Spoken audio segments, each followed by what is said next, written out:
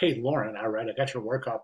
I see that you have submitted 4 separate PDFs, and this is just a really great example of the benefits of submitting a multi-page PDF, one file, as it were, right, as opposed to 4 files, because this is one file we can kind of scroll up and down and kind of make comparisons. Here, I can't. I've got to look at each one individually. So let's start here.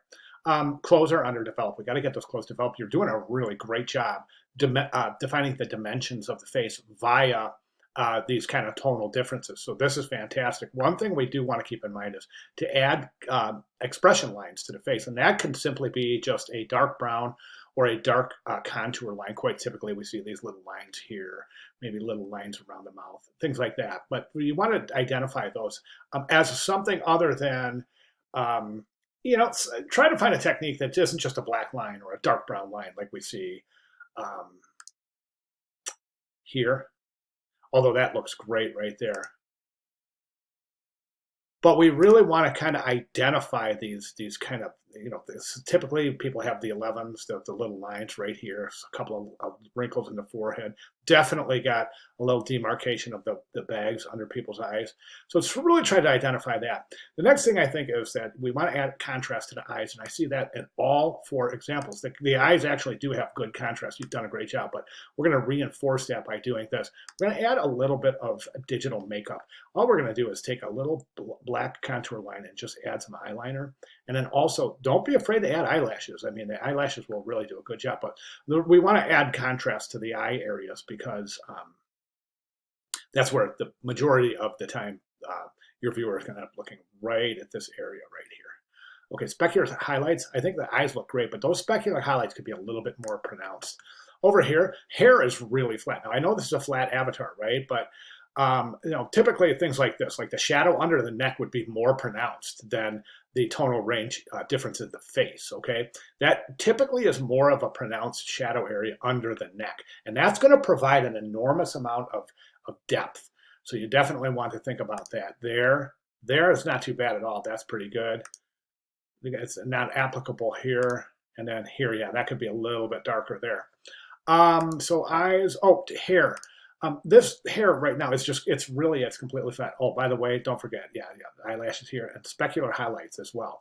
Eyebrows are 2 different colors. I think we should shoot for some consistency there, even though it may appear to be 2 different colors in the illustration. Sometimes we have to take creative license as an illustrator to kind of make things look more harmonious than they might appear in a photograph. So the flat avatar, we're starting to get some good depth and dimension in the face, but not quite there yet. So keep working therein. Also, the hair is really flat. I mean, it's to me, the hair is definitely the weak link in this illustration. There's just no volume. There's no depth. There's no dimension. So really want to work on your techniques there and clothes as well. We want to add shadow, highlight, and movement to the closing. Same thing here. Hair is a little underdeveloped here, non-applicable. And hair could use a little bit more development as well. Hair is going to make a big, big difference. So we have eyes, we have hair, we have clothes. Definitely want to add depth, movement, shadow, highlight, texture to the clothing area. See if you can get some detail through here. Try to get some texture through that beard. These lips look the wrong color, and this is, again, what I'm talking about. It's taking creative license. I mean, those lips are definitely gray, and it looks really, really odd. See what you can do. Even if the image does show gray, you might want to see what you can do therein. I think this is a little bit different than some of the other examples. Now, the skin tone, of course, is different, but I think the way that you're depicting shadow and highlight here is more, it's less, it's more subtle in some of your other, it's really subtle in Tony Stark, really subtle. This looks really fantastic. Not overdone at all. This is a little bit overdone. You might want to dial back on that. Also, the eyes, those cuts where the eyes are, those, they don't really have any dimension. In other words, those aren't contouring to the contour of the face. These are just kind of straight. So you want to make sure that those kind of contour to the curvature of the face as well. Okay. Other than that, I think you're looking fantastic. So really, really, this looks great. Love it, love it, love it. Now, consider adding highlight. We got some areas depicting shadow and highlight in the clothes, but maybe push that a little further. Like that highlight right there looks great. Maybe we could add a couple more of those on the dark red area. Texture in the beard, texture in the hair. Um, yeah, I mean they're looking fantastic, and my best recommendation at this point is just to say one thing you want to watch is this still, I think, has a little bit too much variation, and that darkest tone's a little bit too dark. The rest looks great.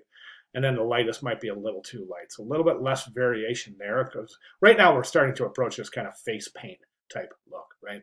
So dial that back a little bit and yeah, well, define the ear fold, some of the areas in the ears. Yeah, you know what you're doing. I mean, just keep doing what you're doing. Just really keep working the detail. And and you'll be where you need to be before you know it. But think of texture, think of depth, dimension, volume, think of highlights and shadows in all of your areas. Okay, that's really, really important. Okay, fantastic job. Really great. Okay, thank you very much for sharing. If you have any questions at all, please let me know. I'll be glad to make any necessary clarifications. Thank you very much, Lauren.